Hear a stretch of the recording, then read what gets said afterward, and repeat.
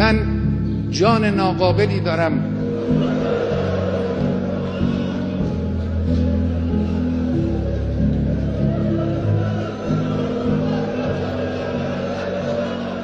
جسم ناقصی دارم،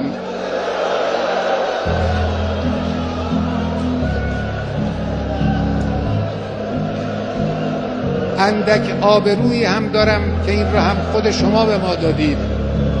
همه اینها رو من کف دست گرفتم، در راه این انقلاب و در راه اسلام فدا خواهم کرد. اینها هم نثار شما باشه.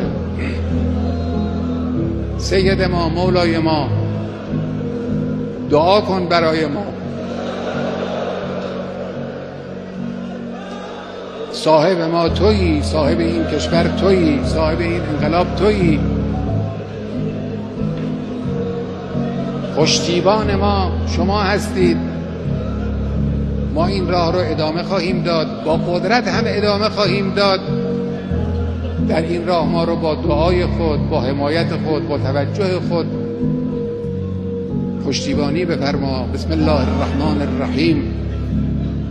اذا جاء نصر الله والفتح ورأيت الناس يدخلون في دين الله افواجا فسبح بحمد ربك